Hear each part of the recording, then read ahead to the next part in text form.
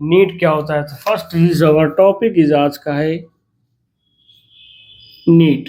ठीक, बहुत से लोगों का क्वेश्चन क्या होता है कि सर नीट क्या होता है, नीट कैसे निकालते हैं। ऑफलाइन में बहुत से लोगों का मेरा क्वेश्चन था बच्चों का क्लास 10th की, सर नीट क्या होता है। और ये मैंने बहुत ज़्यादा सुना है, बहुत ज़्यादा यूट्यूब में जब भी मैं कोई वीडियो सर्च करता हूँ तो उसके कैप्शन में हमेशा नीट क्यों लिखा रहता है और ये नीट क्या होता है, जे क्या होता है।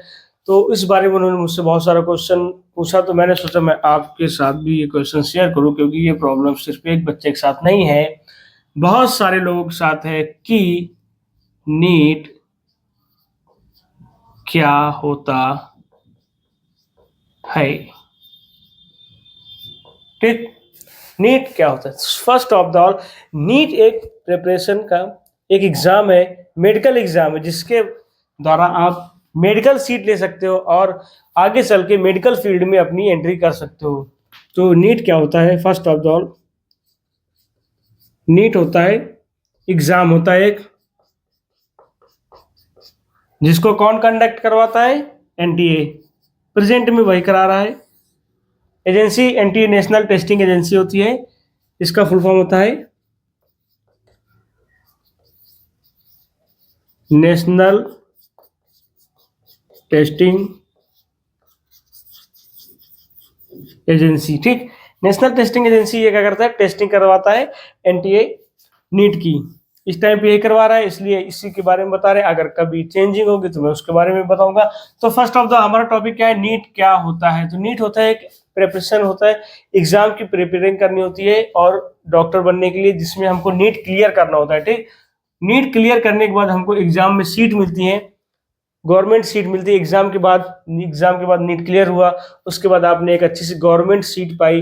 नहीं गवर्नमेंट सीट मिली तो आपको प्राइवेट सीट मिलेगी, लेकिन उसके लिए भी आपको नीट क्लियर करना पड़ेगा। ठीक, अगर बहुत अच्छे आपके नंबर आते हैं तो आपको गवर्नमेंट सीट मिलेगी, लाइक 750 के पेपर होते हैं।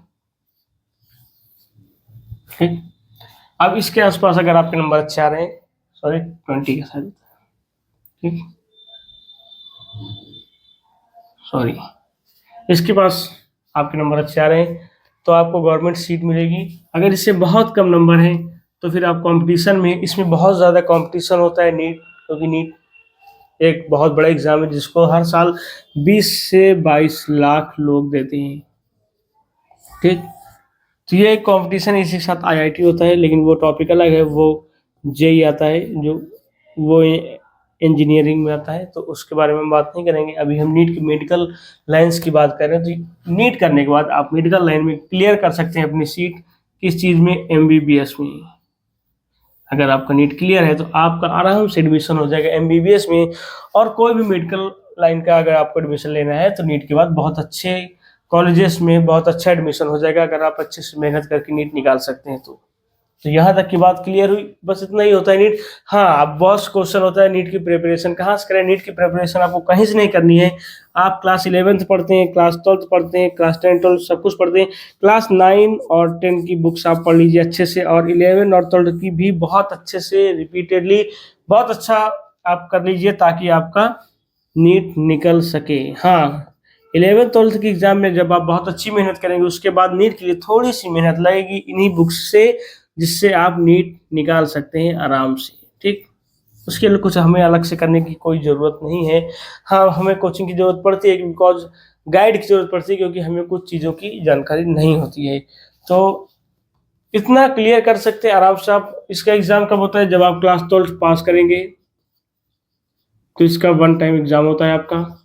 फर्स्ट टाइम में नहीं निकला तो सेकंड टाइम में नहीं निकला तो थर्ड टाइम, फोर्थ टाइम, जितने अटेम्प्ट में निकल जाए आपका, उस अटेम्प्ट तक आपको ट्राई करना है। अगर आपका दिल नहीं लग रहा है तो फिर कोई बात नहीं, लेकिन अगर आपको निकालना ही है तो फर्स्ट सेकंड अटेम्प्ट में मैक्सिमम निकल जाता है, लेकिन बहुत से लोग मेहनत नहीं कर पाते, बहुत टफ हो जाता है पेपर बहुत सी बार, तो एक बार और ट्राई कर लेते हैं तो निकल जाता है। हाँ, पेपर टफ होता है बिकॉज आपको यहीं से पता लग रहा होगा 20-22 लाख लोग अगर पेपर देते हैं, उनमें से बहुत से कम लोगों को सीट मिलती है। तो यहाँ से आपको क्लियर, इसमें सब्जेक्ट क्या क्या होते हैं, सब्जेक्ट की अगर हम बात कर लें, सब्जेक्ट की हम बात करते हैं अगर, तो इसमें फिजिक्स होता है हमारा,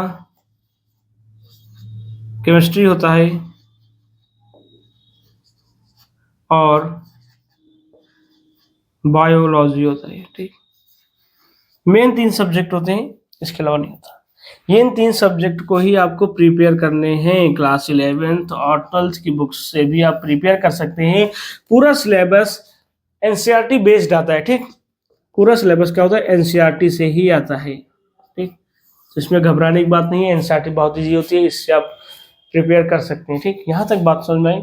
तो अगर आपको समझ में आया हो तो वीडियो को लाइक कर देना। अगर और भी ऐसे कुछ टॉपिक पूछना हो तो चैनल को सब्सक्राइब करके कमेंट कर देना। मैं नेक्स्ट टॉपिक में वीडियो बनाऊंगा। थैंक्स।